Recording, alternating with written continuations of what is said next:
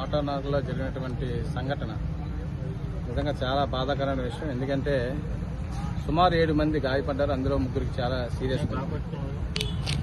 ఈ యొక్క బ్రిడ్జ్ నిర్మాణంలో కానీ గత సంవత్సరం నుంచి ఇది స్టార్ట్ అయింది వర్క్.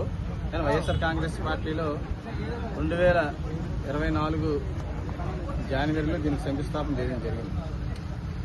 దాని తర్వాత ఒక 1 ఇయర్ తర్వాత కాంట్రాక్టర్ ఈ యొక్క పనులు ప్రారంభించడం జరిగింది.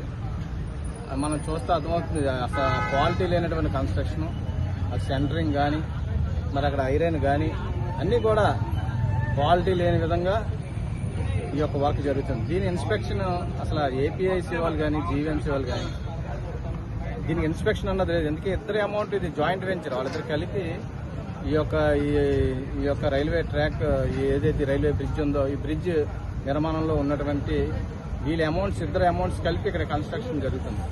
కానీ ఎవరు ఇన్స్పెక్ట్ చేయరు, ఎవరు కూడా మనం చూసాం ఈ కన్స్ట్రక్షన్ క్వాలిటీ చెకింగ్ లేదు, ఎప్పుడు కూడా ఇన్స్పెక్షన్ ఉండదు. ఎంత కరప్షన్. మెయిన్ ఏంటంటే ఆఫీసర్స్ విపరీతమైన పర్సంటేజ్, కాంట్రాక్ట్ని ఇబ్బంది పెట్టడం పర్సంటేజ్. అప్పుడు ఏమవుతుంది, ఆటోమేటిక్గా కాంట్రాక్టర్ తక్కువ క్వాలిటీ, తక్కువ ఈ నాణ్యత లేనటువంటివన్నీ కూడా వాడి ఈ విధంగానే మనుషులు ప్రాణాలు తీసుకునేటువంటి సందర్భాలు మనం చాలా చూస్తాం. విపరీతంగా ఈ రాష్ట్రంలో 15%, 20% కాంట్రాక్టులు కలెక్షన్ చేసేస్తుంటే వర్కులు ఇలాగే ఉంటాయి. ఇలాగ ఉంటే త్వరగా రోడ్లు అయితే పోతాయి, బ్రిడ్జ్లు అయితే పడిపోతాయి, అంతే. ఈ విధంగానే మనం చూస్తున్నాం. మరి దీని మీద ఇప్పటికైనా సరే కళ్ళు తెరిచి రాబోయే రోజుల్లో మరి ఉన్నటువంటి ఆఫీసర్స్ కానీ ప్రభుత్వం కానీ ఒక క్వాలిటీ కంట్రోల్ చెకింగ్ లేకుండా వాళ్ళు ఏం వాడుతున్నారు, ఐరన్ ఏం వాడుతున్నారు, సిమెంట్ అన్నది లేకుండా సెంటరింగ్ కూడా చాలా పాత పడిపోయిన సెంటరింగ్ తెచ్చి బ్రిడ్జ్ నిర్మాణం జరుగుతుంది. మరి ఇటువంటి ఫ్లైఓవర్ ఈ విధంగా జరిగితే ఎలాగా, దీన్ని ఎవరు బాధ్యులు?